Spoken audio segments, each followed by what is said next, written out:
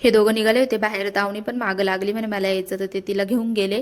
आणि मग काय मी हे आवरत होती, एवढा पसारा करून घेतला दिला त्यांनी आणि तोच आवरत बसले होते. मग आवरता आवरता ना मला अवनीचं आधार कार्ड भेटलं. अशी गोड दिसत होती आणि ती लहानपणी खूप छान दिसायची नाही का, गपजी गपजी होती, हेल्दी होती, तर खूप क्यूट दिसायची. आता थोडी वाढीला लागली ना, तर थोडी तब्येत तिची हेच होती आहे, बारीक बारीक होत चालली आहे. पण असो ती खाती तसं व्यवस्थित, एवढं काय नाही, तर म्हणून मी जास्त लक्ष नाही देत.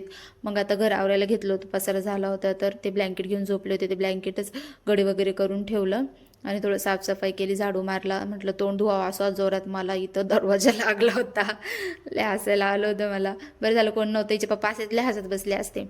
मग थोडंसं फेसवॉश केला आणि फ्रेश झाली, मॉइश्चरायझर वगैरे लावलं.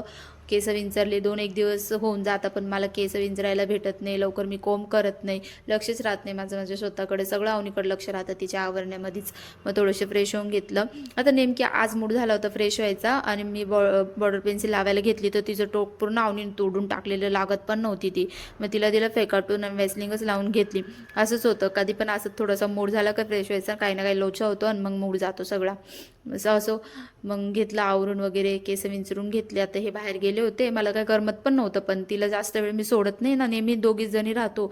तिला म्हणजे मी असं 1-2 तास कधीच असं सोडून राहिलेली नाही. आणि आज यांना इतका उशीर झाला, 1.5 तास होऊन गेला होता त्यांना जाऊन. मी कवाचे त्यांना फोन करत होते, करमतच नव्हतं मला, एकटीच होते घरात. मग काय आवरून घेतलं आणि थोडंसं स्वयंपाकाचं होतं, ते स्वयंपाकाचं कांदे वगैरे कापून ठेवले आणि मग ते आल्याच्या नंतरच स्वयंपाक केला. असं होतं आजचा माझा छोटासा ब्लॉग. बाय, भेटूया नेक्स्ट ब्लॉगमध्ये.